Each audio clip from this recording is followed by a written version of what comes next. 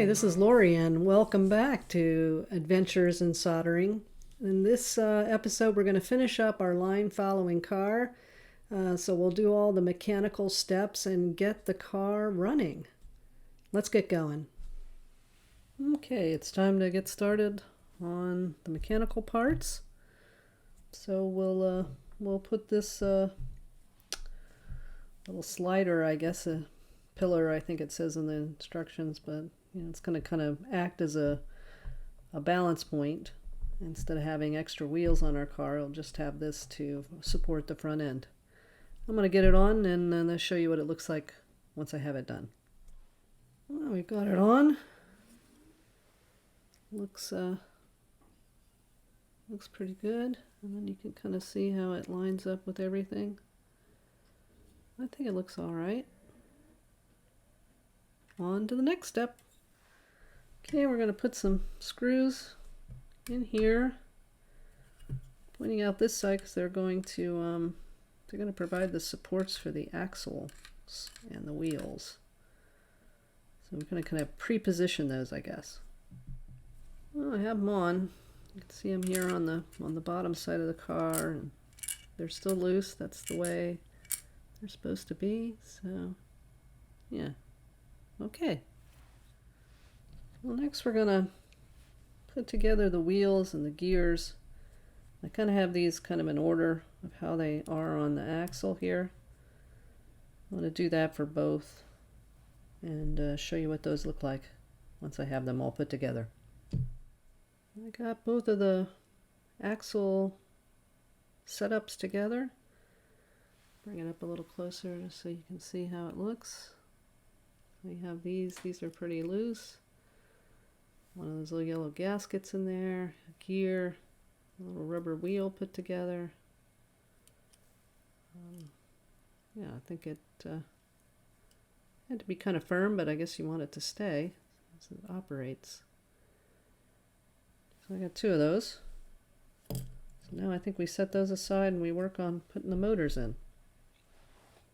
In this step, we're going to mount the motors. And so they're going to poke through to the underside to drive the wheels. So they'll go through like that. And then we'll screw them in right in there with these black screws. So I'll get that done and show it to you. Okay, got them mounted. So they sit up here on the top of the car with the connectors pointing forward here towards the front of the car, and they're mounted with those screws. So there's a little drive shaft underneath. Okay, it's time to put these on here. We're going to put these little things on here that'll drive the gear forward. And then these little pieces here will mount into this spot right here, each of them.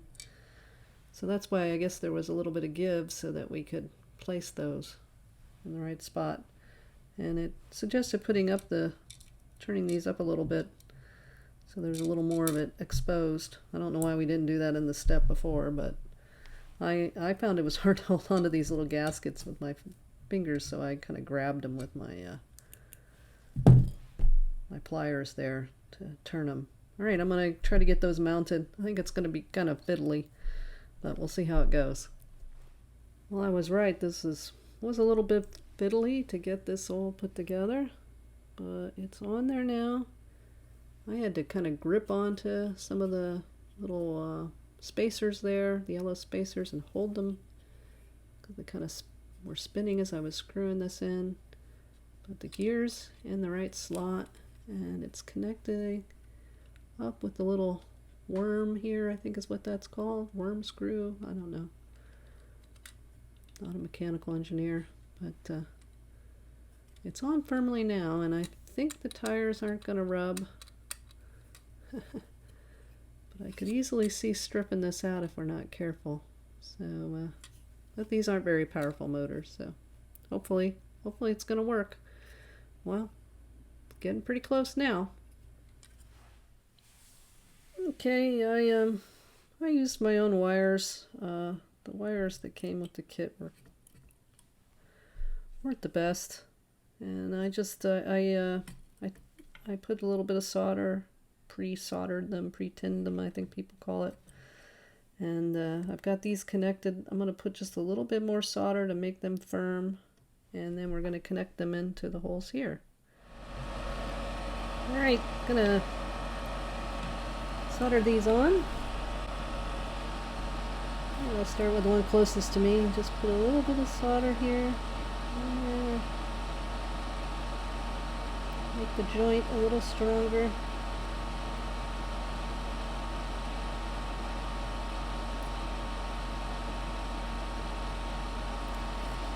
And do the same thing over here.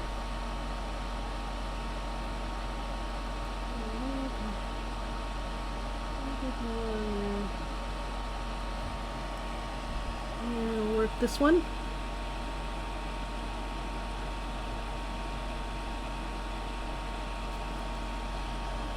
And this one here.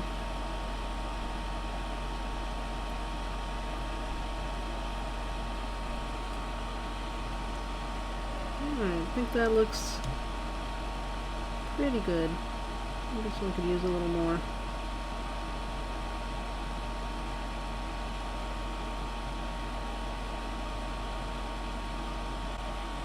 Well, I think that went pretty well. When I first tried to do motors in a different project, I actually burnt off those little clips once. One of my misadventures in soldering. Alright, I think we got those done. Okay, I mucked with these wires a lot for some reason, and I tried to make them shorter, and then it got hard to get the wires through the little holes back to this side, especially after I tinned them a little bit, and so then I tried re-tinning. Anyways, I made one set shorter, and then I got the other set through, so they're longer. Alright, so we're just going to come in here and turn on our... And I put a little flux down here on the pad too.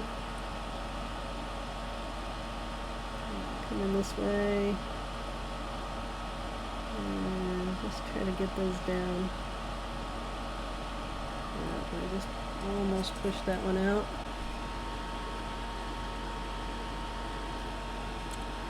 Try again here. And right there. Okay. That actually went pretty well. And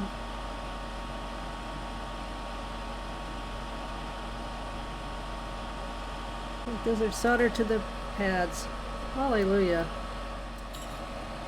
Okay, time to get the battery. I've got it poking through and I taped it from the other side. Hopefully they'll keep it in place. These small little wires.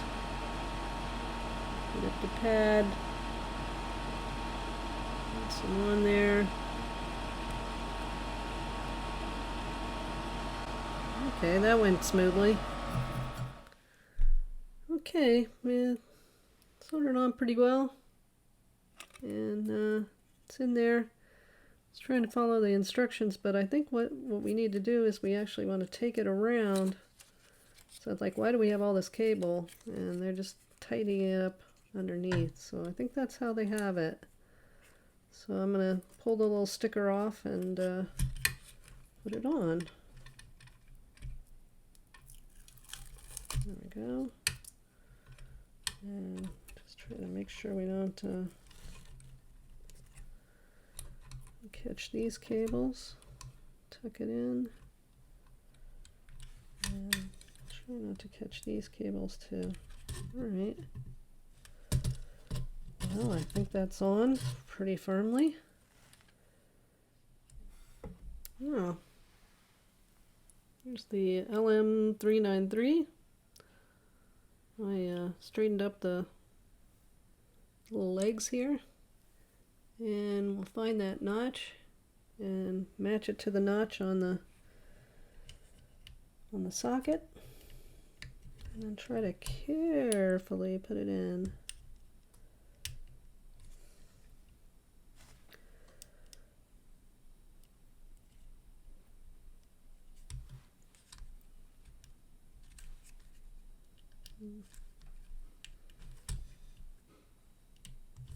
One side in, there we go, other side.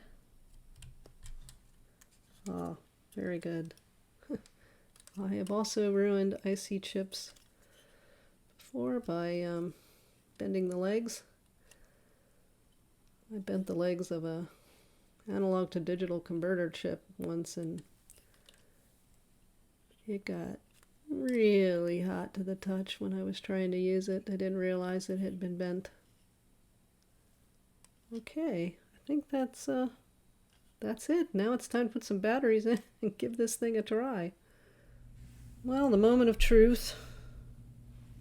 Well, I'll be honest, I've turned it on before I filmed this. So it does work, but I have found that I did one thing wrong. Let's go ahead and give it a go.